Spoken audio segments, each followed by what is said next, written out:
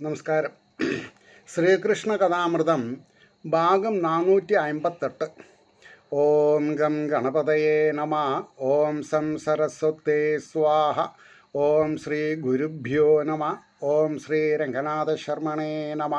നാരായണ നാരായണ നാരായണ നാരായണ നാരായണ നാരായണ നാരായണ നാരായണ നാരായണ നാരായണ നാരായണ.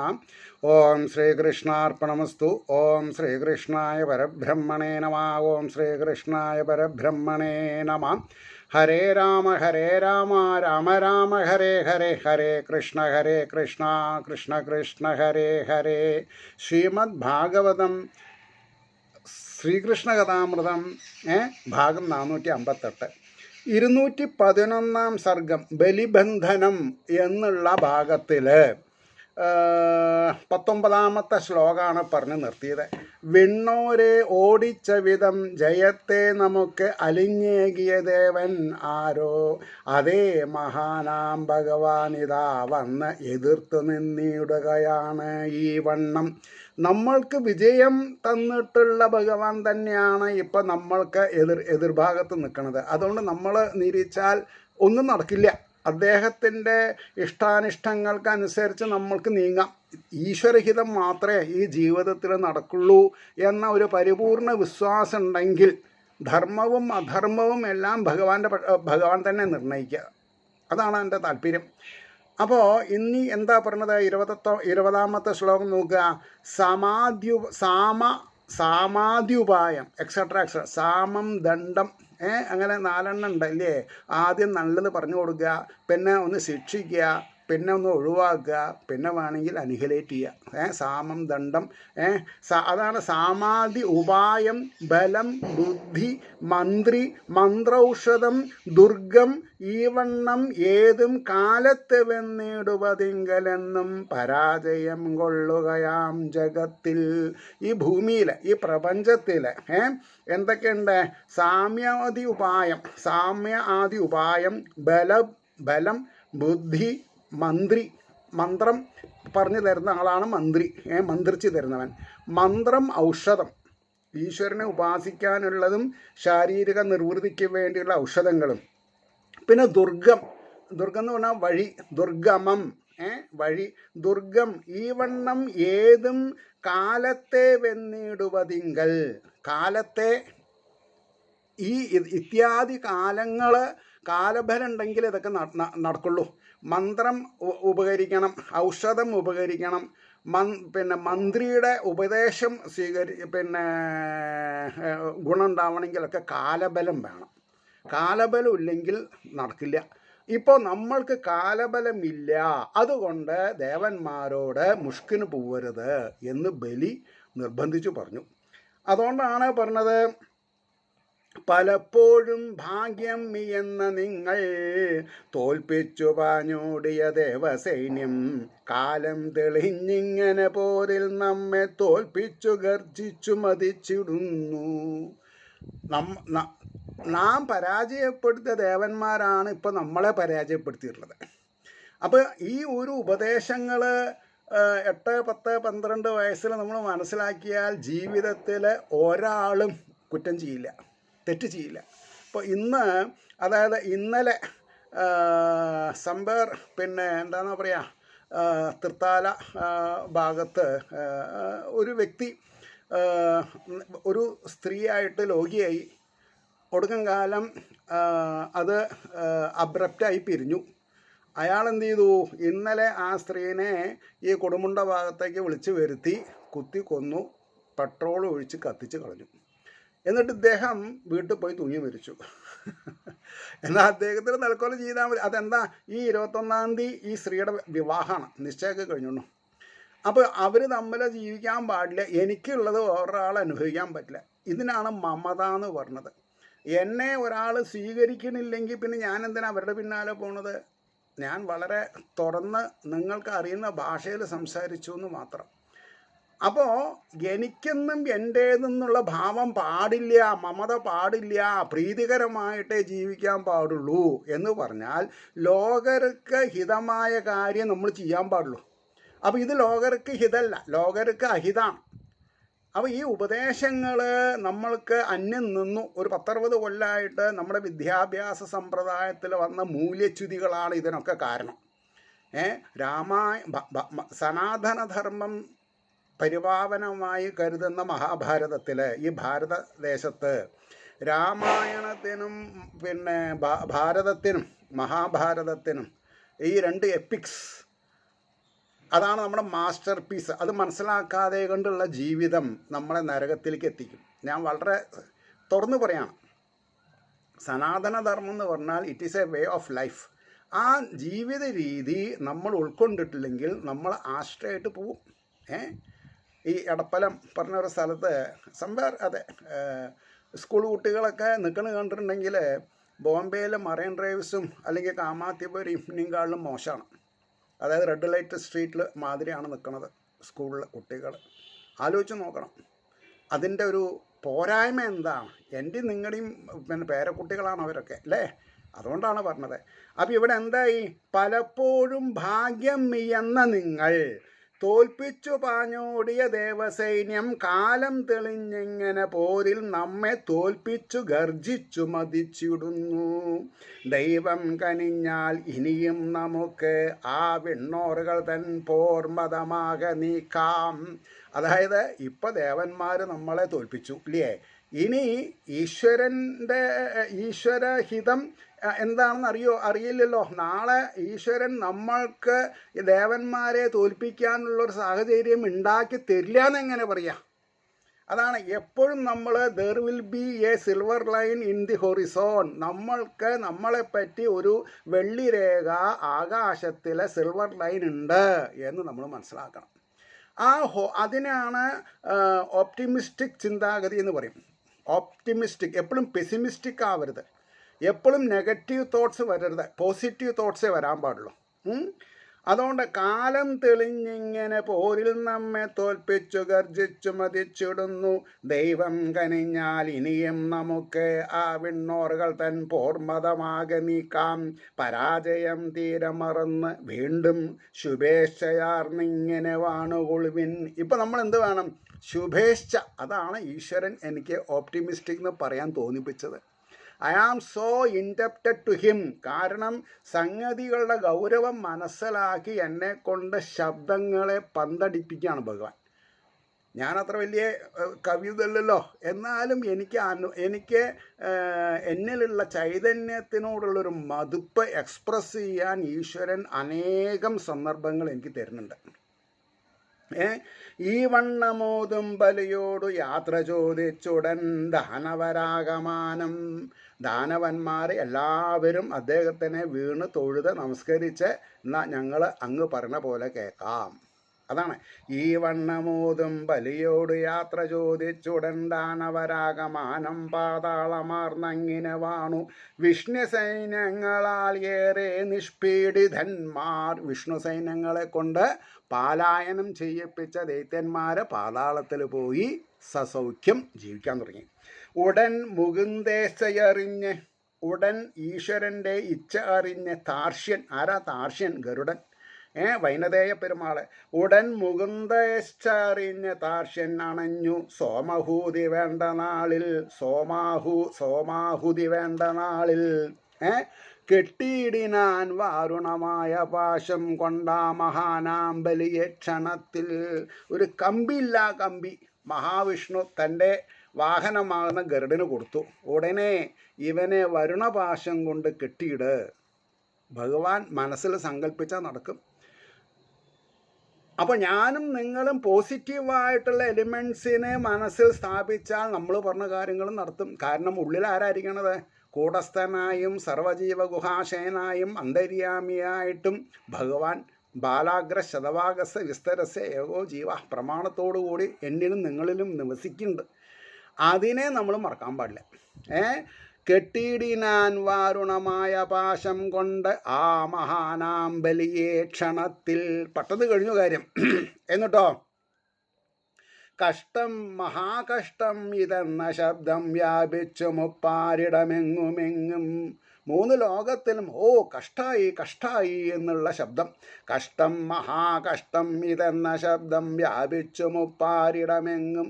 സത്വികനിഷ്ഠന്റെ കരത്തിൽ ആമം വയ്ക്കുന്ന വിശേഷൻ ഇതെന്തു ചിത്രം. അല്ലേ? ഭഗവാൻ സർവതന്ത്ര സ്വതന്ത്രനാണ്, സർവത്ര സ്വതന്ത്രനാണ്. അപ്പോൾ സത്വികനിഷ്ഠൻ, മഹാബലി സത്വികനിഷ്ഠൻ്റെ കരത്തിൽ ആമം വയ്ക്കുന്നു വിശേഷൻ ഇതെന്തു ചിത്രം. അതെന്താ ചിത്രം എന്ന് പറഞ്ഞാൽ ആശ്ചര്യം ആശ്ചര്യം എന്നർത്ഥം. 10 പ്രാവശ്യം വായിക്കുമ്പോൾ മനസ്സിലാവും സംഗതി വശാൽ എന്താണ് അതിൻ്റെ അർത്ഥം. വിചിത്രം വിചിത്രം ചിത്രം ചിത്രം. കൈരണ്ടിലും വാരുണപാശം ആമട്ട ആപത്തണഞ്ഞീടിലും ഒട്ടുപോലും ഉള്ളം കുലുങ്ങാത്ത മനസ്സിയോട്. ഇവിടെയാണ് പാലം കുലുങ്ങിയാലും കേളൻ കുലുങ്ങില്ല എന്നുള്ള അവസ്ഥ. കാണുന്നവർക്കൊക്കെ മൂക്കിൽ വിരൽ വയ്ക്കാവുന്ന ഒരവസ്ഥയായി. പക്ഷേ മഹാബലിയുടെ കയ്യിൽ ആമം വെച്ചപ്പോൾ ആ തുറന്ന മനസ്സോടുകൂടി ഭഗവാനെ സ്തുതിക്കുക ചെയ്യണത്. തുറന്ന മനസ്സോട് കൂടിയിട്ട്. അതാണ് ശരീരാഭിമാനം തോന്നരുത്, ആത്മാഭിമാനം തോന്നും ചെയ്യാം. ഞാൻ ചെയ്യേണ്ടത് ചെയ്തു, ഞാൻ കൃതകൃത്യനാണ്, കൃതാർത്ഥനാണ്, കൃതജ്ഞതയുള്ളവനാണ്, ഈശ്വരൻ എനിക്ക് വലിയൊരു പദവി എടുത്തു വെച്ചിട്ടുണ്ട്. ഇന്ന വരുന്ന എന്താണ് പറയുക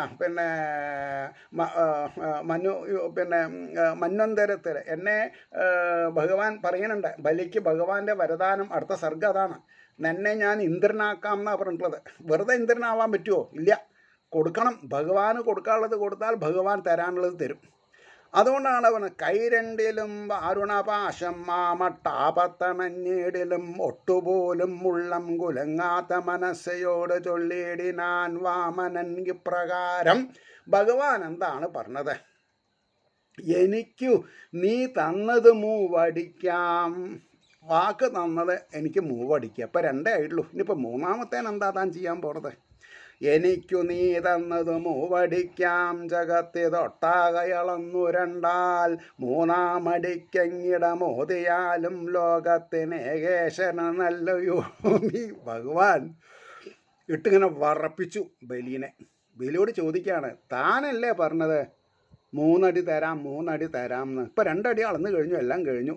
ഇനി 3ാമത്തെ അടിക്ക് എന്താ ചെയ്യേണ്ടത്? എന്താ തൻ്റെ ബി പ്ലാൻ? ഈശ്വരൻ എന്നെ കൊണ്ട് എന്തൊക്കെയാ ശബ്ദം പുറപ്പെടുവിക്കണമെന്ന് എനിക്കറിയില്ല. അതുകൊണ്ടാണ് പറഞ്ഞത് 3ാമടിക്കങ്ങിടമോതിയാലും ലോകത്തിന് ഏകേശ്വരനല്ലയോ നീ. ഇതുകൊണ്ടാണ് പറഞ്ഞത് പാഴ്വാക്കുകൾ പറയരുത്, പാഴ്വാക്കുകൾ പറയരുത് എന്ന് ഞാൻ അത്യാവശ്യം ചെറിയ ഒരു വിവരം വെച്ച് നിങ്ങളോട് എപ്പോഴും പറയാറുണ്ട്. ആവാത്ത് നമ്മൾ പറയരുത്. ഈശ്വരൻ എല്ലാവരിലും ഉണ്ട്. അപ്പോൾ എൻ്റെ ഉള്ളിൽ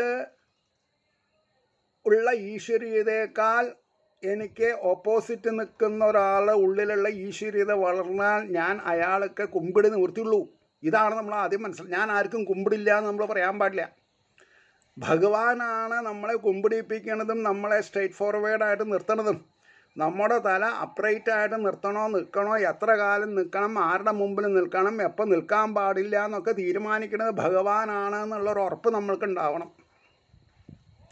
അതുകൊണ്ടാണ് 3ാമടിക്കെങ്ങിടമോതിയാലും ലോകത്തിന് ഏകേശ്വരനല്ലയോ നീ.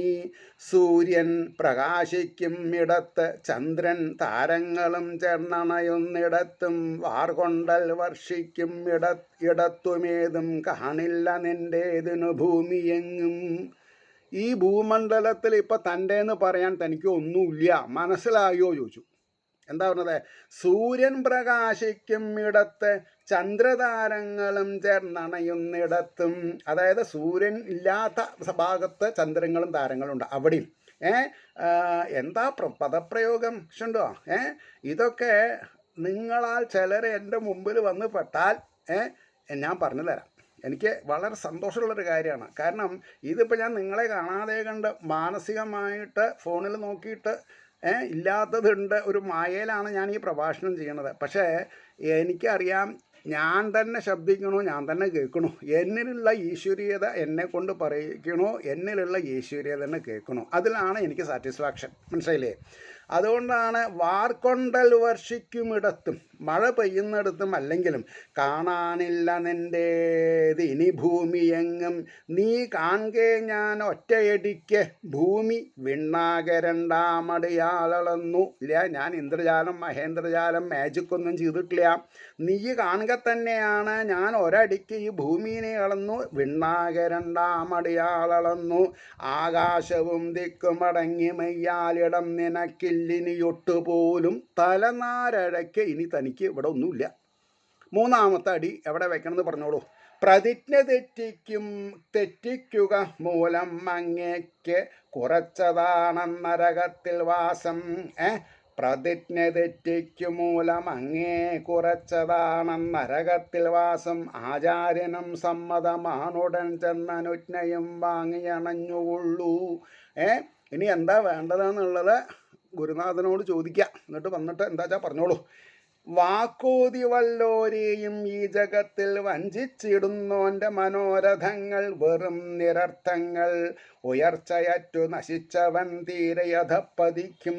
പറഞ്ഞ വാക്ക് നടത്താൻ ശേഷിയില്ലാതെ കണ്ടുപോയാൽ നരകം ഫലം. അതുകൊണ്ടാണ് ആദ്യം തന്നെ കയറി ഒന്നും പറയരുത്.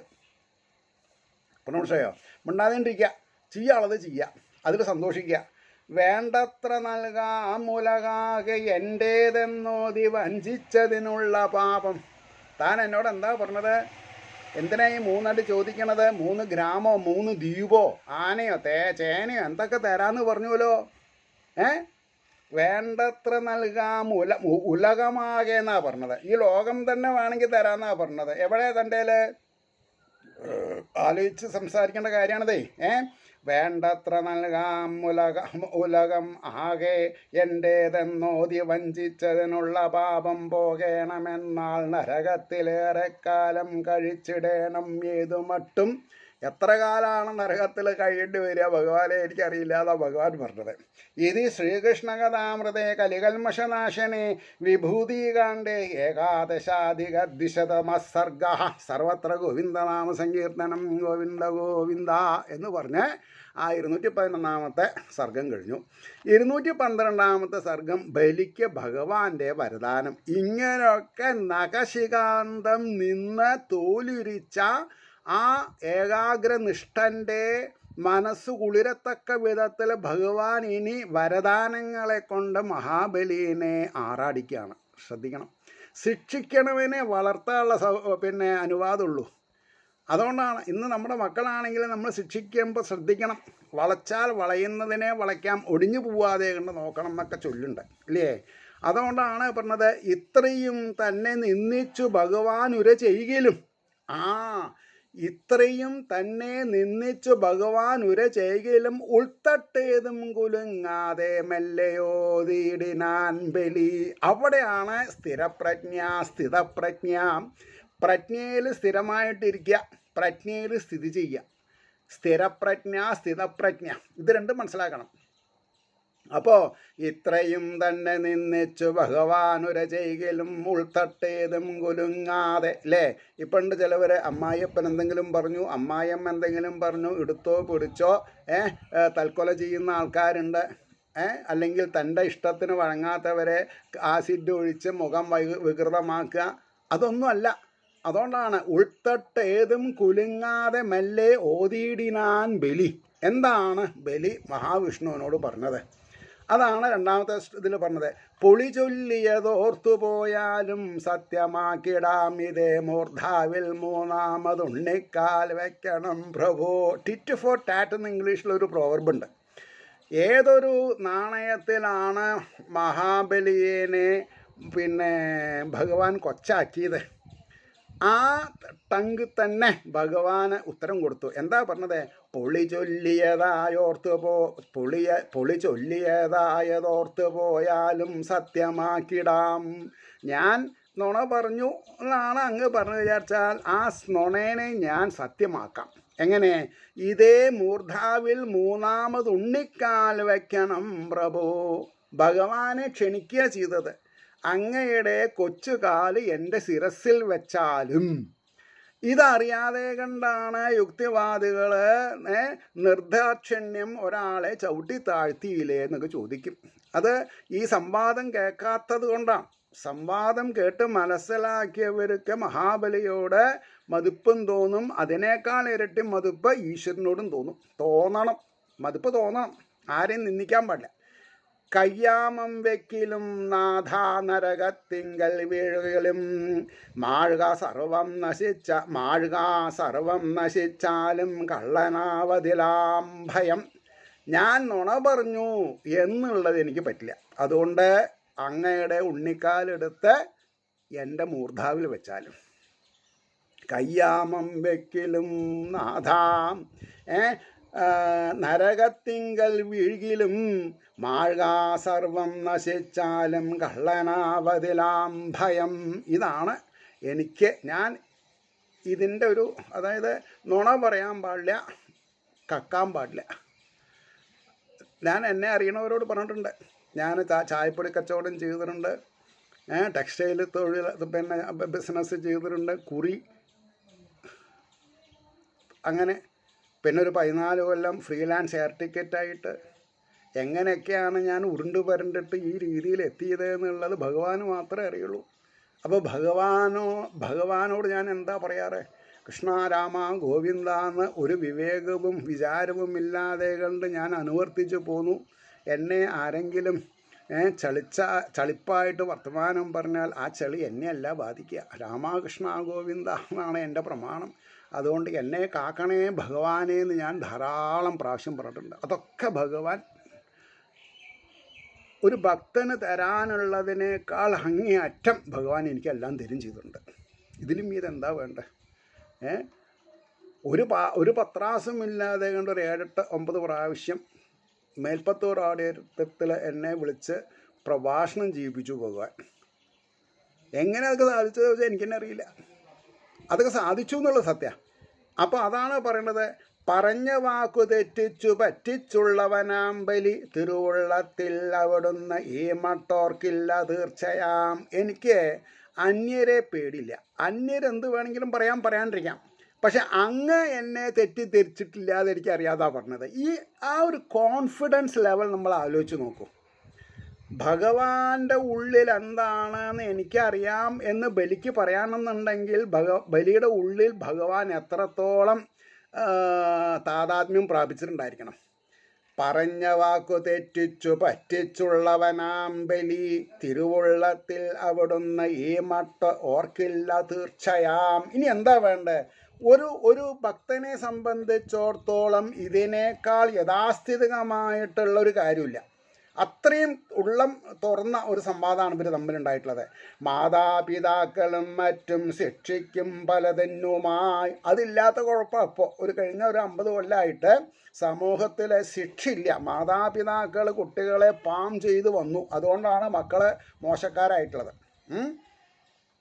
മാതാപിതാക്കളും മറ്റും ശിക്ഷിക്കും പലതിനുമായി കൃപയാൽ മാത്രമാം നാഥൻ എന്നെ ശിക്ഷിച്ചത് ഈ വിധം. ഈ ഒരു വിചാരം ഉണ്ടായാൽ മതി.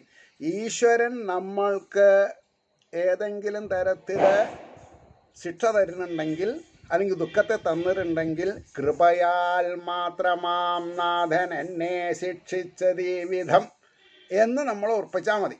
അപ്പോൾ ഭഗവാൻ കരുണാസിന്ധുവാണ്. അല്ലേ? കരുണാപയോധി, കരുണയാകുന്ന പാൽക്കടലുള്ള ആളാണെന്നൊക്കെ പറയാം. അപ്പോൾ ഭഗവാൻ ചെയ്തതൊക്കെ നമ്മുടെ നന്മയ്ക്ക് വേണ്ടിയിട്ടാണ് എന്ന് നമ്മളോട് വിചാരിച്ചു കഴിഞ്ഞാൽ യാതൊരു കുഴപ്പമില്ല. മാതാപിതാക്കളും മറ്റും ശിക്ഷിക്കും പലതിനുമായി കൃപയാൽ മാത്രമാം നാഥൻ എന്നെ ശിക്ഷിച്ചത് ഈ വിധം. ഭക്തിയാൽ എത്രയോ യോഗീശ്വരന്മാരാർന്ന സിദ്ധികൾ, എത്രയോ യോഗീശ്വരന്മാർ സിദ്ധാന്തങ്ങളെ കൂടി സിദ്ധചാരണന്മാരായിട്ട്, അല്ലേ? സിദ്ധി ഉണ്ടാവണമെങ്കിൽ എന്ത് വേണം? അത് കൂടെ ചരിക്കണം. അതുകൊണ്ടാണ് പറഞ്ഞത് ഭക്തിയാൽ എത്രയോ യോഗീശ്വരന്മാർ ആർന്ന സിദ്ധികൾ ആരിൽ വൈരാനുബന്ധത്താൽ പോലും ദാനവർ നേടിയോ. ആരിൽ വൈരാനുബന്ധത്താൽ ഈശ്വരനോടുള്ള നിത്യ വിരോധം കൊണ്ടാണ് ദാനവർ എന്ത് ചെയ്തിട്ടുള്ളത്, പ്രഹ്ലാദനും അല്ലെങ്കിൽ ഞാനും ഒക്കെ രക്ഷപ്പെട്ടിട്ടുള്ളത്. അതാ പറഞ്ഞതേ. ആ മഹാപ്രഭുവിനെ ഇങ്ങനെയും സ്വയം ആസ്വദിക്കേണ്ടത്, ഇങ്ങനെയാണ് ആസ്വദിക്കേണ്ടതെന്ന് ഞാൻ എഴുതിയിട്ടുള്ളത്. നമ്മൾക്ക് നെഗറ്റിവിറ്റി വരുമ്പോൾ അതിന് ഉത്തരവാദി നമ്മൾ തന്നെയാണ്.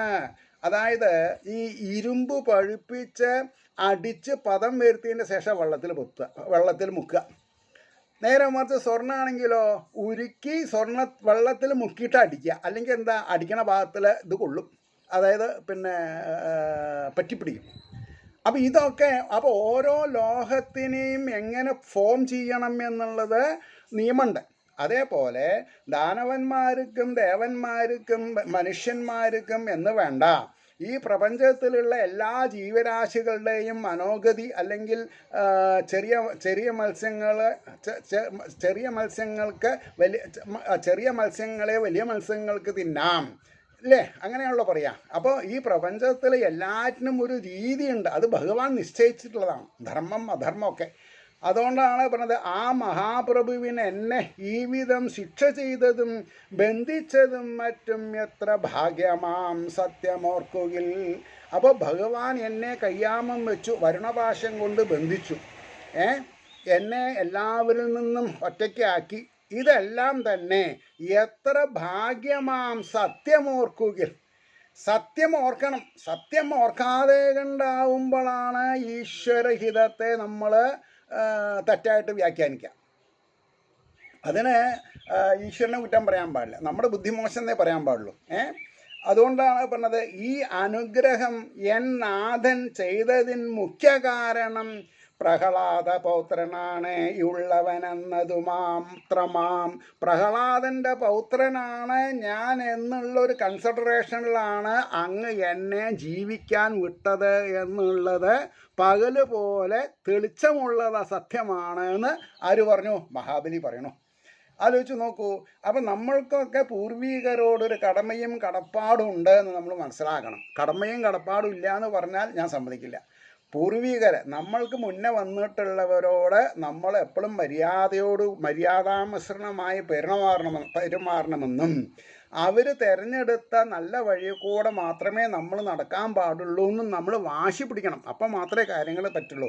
അപ്പോൾ ഈ അനുഗ്രഹം എൻ നാഥൻ ചെയ്തതിന് മുഖ്യ കാരണം പ്രഹ്ലാദപൗത്രനാണ് ഈ ഉള്ളവനെന്നതു മാത്രമാം. അവിടേക്ക് എത്രയും സ്വന്തമായോരാ ഭക്തവര്യനിൽ, അതായത് പ്രഹ്ലാദനെ പോലെ സ്വന്തമായിട്ട് വേറൊരാളില്ല ഭഗവാന്. ആ ഭക്തൻ്റെ മകൻ്റെ മകനാണ് ഞാൻ എന്നൊരു കൺസിഡറേഷൻ അങ്ങേക്കുണ്ട്. അപ്പോൾ അവിടേക്ക് എത്രയും സ്വന്തമായോരാ ഭക്തവര്യനിൽ തൻ പിതാവെത്രയും ദ്രോഹമേൽപ്പിച്ചിടുകിലും മഹാൻ മരിക്കിൽ വിട്ടുപോം ദേഹം ഗൃഹജായാതി സർവവും ആത്മചിന്തക്കയക്കാതെ ജീവിതം വ്യർത്ഥമാക്കിയിടും. ആലോചിച്ച് നോക്കൂ, എന്താ ഉപദേശം ഉണ്ടായത്? മരിക്കിൽ വിട്ടുപോം ദേഹം അല്ലേ. നമ്മൾ മരിച്ചാൽ ഇതുവരെ കുളിപ്പിച്ചെടുത്തിട്ടുള്ള ഈ ശരീരം വിട്ടു. ഗേഹം, ജായാദികൾ, ഭാര്യ ഭർത്താവ്, അതിനുള്ള ബന്ധം, കുട്ടികൾ, സർവവും ആത്മചിന്തക്കയക്കാതെ ജീവിതം വ്യർത്ഥമാക്കിയിടും. ആത്മചിന്തനം വേണം. ആത്മാവിനെ ചിന്തിച്ചും കൊണ്ടിരിക്കണം. ആത്മാവിനെ ചിന്തിച്ചിരുന്നാൽ ലൗകികതയ്ക്ക് ബലം ക്ഷയം വരും. ലൗകിക ക്ഷയിച്ചാൽ മാത്രമേ മോക്ഷം ഉണ്ടാവുള്ളൂ. ആത്മചിന്തയ്ക്കയക്കാതെ ജീവിതം വ്യർത്ഥമാക്കിടും. ഈ മട്ടുറച്ച് ഭക്താഗ്രഗണ്യൻ കൃഷ്ണപാദാംബുജം ഏകാന്തവാസം ശീലിച്ചു ഭജിച്ചാനകുതോ ഭയം. യാതൊരു തരത്തിലുള്ള ഭയമില്ലാതെ കണ്ട് നമ്മളെല്ലാവരും എന്ത് ചെയ്യണം? ശ്രീകൃഷ്ണ പാദാരവിന്ദത്തിൽ ലയിക്കാൻ സാധിക്കണം. ഈ മട്ടുറച്ച് ഭക്താഗ്രഗണ്യൻ കൃഷ്ണ, അതായത് പരീക്ഷത്തിനെ പറ്റിയിട്ട് അപ്പോൾ പറഞ്ഞതേ. ഈ കഥകളൊക്കെ ഇങ്ങനെ നടന്നു എന്നുള്ളത് ശുഖബ്രഹ്മവർഷി പരീക്ഷത്തിനോടാണ് പറഞ്ഞത്. ഈ മട്ടുറച്ച് ഭക്താഗ്രഗണ്യൻ കൃഷ്ണപാദാംബുജം ഏകാന്തവാസം ശീലിച്ച് ഭജിച്ചാനകുതോ ഭയം. ധനാദി ചിന്തയാൽ മർത്യൻ അന്തകൻ പിന്നിൽ നിൽപ്പതായി. ധനത്തിൽ ആർത്തി മൂത്ത് ധനത്തിൽ പിന്നെ ധനാദി ചിന്തയാൽ മർത്യൻ അന്തകൻ പിന്നിൽ നിൽപ്പതായി കാണില്ല. അതായത് മരണം നമ്മുടെ പിന്നാലെ ഉണ്ട് എന്നുള്ളത് നമ്മൾ മരിക്കണ വരെ അറിയില്ല. സ്വരൂപിച്ചത് പോരാ എന്ന് പറഞ്ഞിട്ടാണ് നമ്മൾ നട്ടം തിരിയണത്. അതുകൊണ്ടാണ് ധനാദി ചിന്തയാൽ മർത്യൻ അന്തകൻ പിന്നിൽ നിൽപ്പതായി കാണില്ല. ആ വിധം ഐശ്വര്യാദി സർവം ഹരിച്ചു നീ. എനിക്ക് അങ്ങ് അനുഗ്രഹം തന്നത്. കാരണം എന്താ? എന്നെ രക്ഷിക്കാനാണ് അങ്ങ് എന്നിൽ നിന്ന് എല്ലാം പിടിച്ചു വാങ്ങിയതെന്നാണ് പറഞ്ഞത്. എന്നിട്ടോ ശത്രുരൂപത്തിൽ വന്നെന്നെ കൃപയാൽ മാത്രം ഈ വിധം തൃപ്പാദാംബുജ സാന്നിധ്യം അണയിച്ചാൻ മഹാപ്രഭോ. ഈ ഒരു അവസ്ഥ നമുക്ക് വരണം. എന്ത്? ശത്രുരൂപത്തിൽ വന്നെന്നെ കൃപയാൽ മാത്രം ഈ വിധം തൃപ്പദാംബുജ സാന്നിധ്യം അണയിച്ചാൻ മഹാപ്രഭോ. ഇതാണ് സത്യം. അങ്ങനെ ഇരിക്കുന്ന ആ വാസുദേവനിൽ എല്ലാവർക്കും എന്താ പറയുക, സദ്ബുദ്ധിയോട് കൂടിയിട്ടുള്ള ഭക്തി ഉണ്ടാവട്ടെ എന്ന് ആഗ്രഹിച്ചുകൊണ്ട് വാക്കുകൾ ചുരുക്കുന്നു. നമസ്കാരം. നാളെ കാണാം.